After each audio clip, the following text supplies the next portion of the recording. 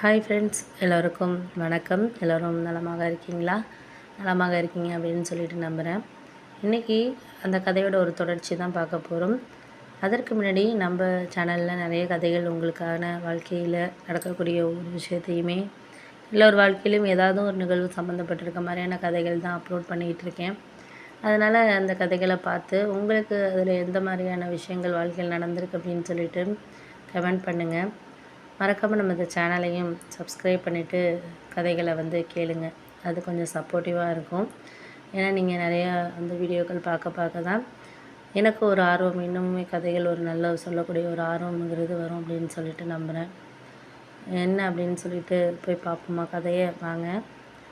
நான் இது மாதிரி அண்ணன்கிட்ட சொன்னதுக்கப்புறம் வீடு கட்டிட்டு தான் எனக்கு கல்யாணம் பண்ணணுண்ணே அப்படின்னு சொன்னோன்னே எங்கள் அண்ணனுக்கு ஃபஸ்ட்டு கொஞ்சம் இதாக தான் இருந்துச்சு. நான் அப்புறம் அண்ணன் புரிஞ்சுக்கிடுச்சு.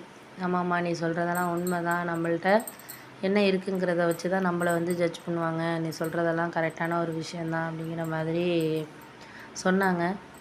அதுக்கு அடுத்த மறுநாள் அம்மா சொன்னாங்க, மாமா வீட்டில் ஒரு விசேஷம் வச்சுருக்காங்க. மாமா பையனுக்கு கல்யாணம் இது முடிவாயிருக்காமா அப்படின்னோடனே எங்கள் அம்மாவுக்கு என்னென்னா, எங்கள் மாமா பையனுக்கு என்ன கல்யாணம் பண்ணி கொடுக்கணுன்னு ஒரு எண்ணம் இருந்துச்சு.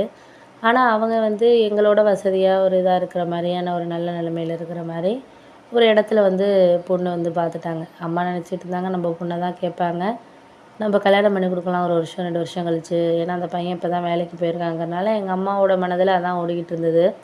ஆனால் அவங்க திடீர்னு நிச்சயத்துக்கு கூப்பிட்டு போனோன்னா அம்மாவோட மனசே இதாகிடுச்சு.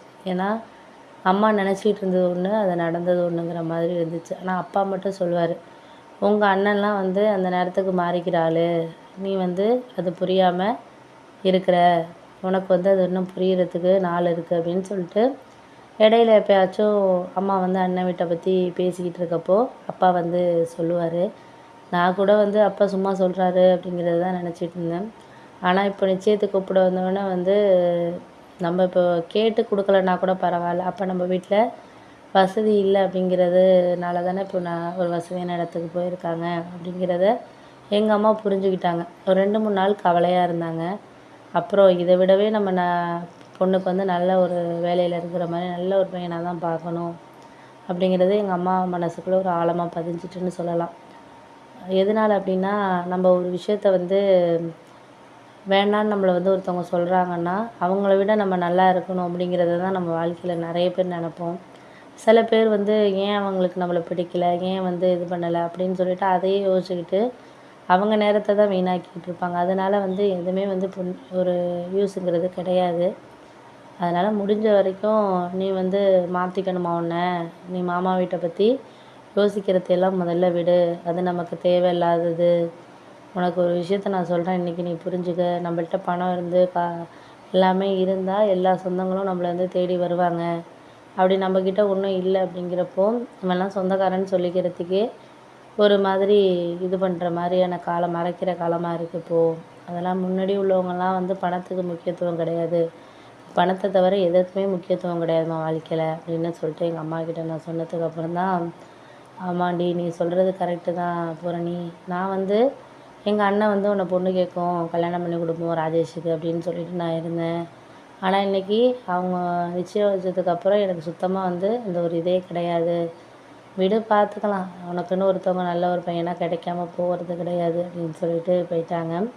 இருந்தாலும் அவங்க ஆள் மனதில் ஒரு கவலை இருக்கிறது எனக்கு முகத்தில் தெரிஞ்சிச்சு. ஏன்னா டெய்லி நம்ம ஒருத்தவங்க கிட்ட பேசிக்கிட்டு இருக்கிறப்போ அவங்க நடந்துக்கிற விதமும், ஏதோ மனசில் குழப்பமாக இருக்கிறப்ப அவங்க நடந்துக்கிற விதமும் நிறைய மாறுபடும். அது மாதிரியான ஒரு சில விஷயங்கள் தான் இருந்துச்சுன்னு சொல்லலாம்.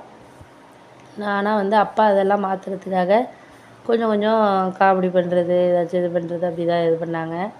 அப்போ எங்கள் அம்மா சொன்னாங்க, நீ நிச்சயதார்த்தத்துக்கு வரணும் அப்படின்னு சொல்லிட்டு சொன்னாங்க. அப்போ நம்மக்கிட்ட உனக்காக நான் ஒரு 6 பவுன் நகை வாங்கி வச்சுருக்கேன். அந்த சீட்டு காசு இல்லாமல் நம்ம சேர்த்து வச்சுருக்கிறது 6 பவுன் இருக்கும்.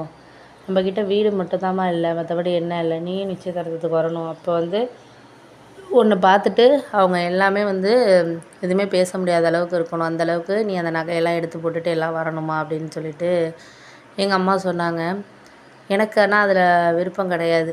அவங்கக்கிட்ட போய் நம்ம இது பண்ணியாமல் இது பண்ணணும் அப்படின்னு சொல்லிட்டு சொன்னேன். ஆனால் அம்மா வந்து எனக்காக வரக்கூடாதாடா அப்படின்னு சொல்லிட்டு ரொம்ப ஒரு மாதிரி தான் பேசினாங்க. அப்போ எனக்கு புரிஞ்சிச்சு, நம்ம அம்மாவுக்கு நம்ம வரணுங்கிறது ஒரு ஆசையாக இருக்குது. சரி நம்ம போவோம் அப்படின்னு சொல்லிட்டு அதுக்கப்புறம் வந்து மறுநாள் நிச்சயதார்த்தத்துக்கு அப்பாலாம் வரலன்ட்டாரு. நீ மட்டும் போயிட்டு வா, நீயும் பூரணி மட்டும் போயிட்டு வாங்க அப்படின்னு சொல்லிட்டாரு. சரின்னு நாங்கள் 2 பேரும் நல்லா கிளம்பி நகையெல்லாம் போட்டுக்கிட்டு போனோம்.